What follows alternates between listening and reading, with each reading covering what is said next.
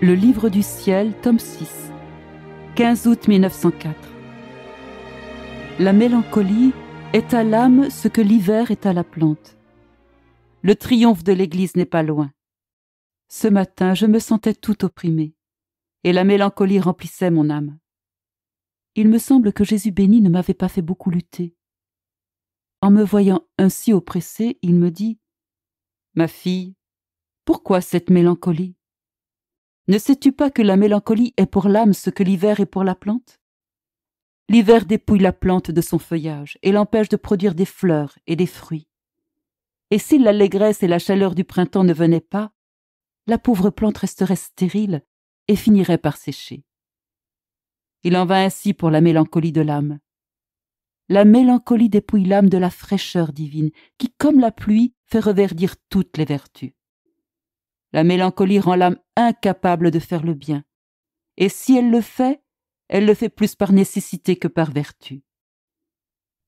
La mélancolie empêche l'âme de croître dans la grâce, et si l'âme n'est pas secouée par une sainte allégresse, qui est comme la pluie printanière qui relance rapidement la plante dans son développement, elle finit par sécher. Pendant qu'il disait cela, j'ai vu à la vitesse de l'éclair toute l'Église, les guerres que doivent affronter les religieux et les guerres dans la société. Il semblait y avoir un tumulte général. Il semblait que le Saint-Père disposait de très peu de personnes religieuses pour ramener le bon ordre dans l'Église, chez les prêtres et autres, de même que dans la société. Pendant que je voyais cela, Jésus béni me dit « Penses-tu que le triomphe de l'Église est éloigné ?» Je répondis « Sûrement.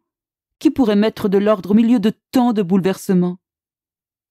Jésus reprit « Au contraire, je te dis que c'est proche. Ça prendra un conflit très fort. Pour abréger les choses, je permettrai tout en même temps concernant les religieux et les laïcs. Au milieu de ce conflit, de ce très grand chaos, il y aura un conflit bon et ordonné, mais tellement mortifiant que les hommes s'y trouveront comme perdus. Je leur donnerai tant de grâce et de lumière qu'ils reconnaîtront ce qui est mauvais et qu'ils embrasseront la vérité. Je te ferai aussi souffrir à cette fin. Si avec tout cela ils ne m'écoutent pas, alors je te prendrai au ciel et les choses arriveront même plus gravement et se prolongeront un peu plus. Viendra ensuite le triomphe tant désiré.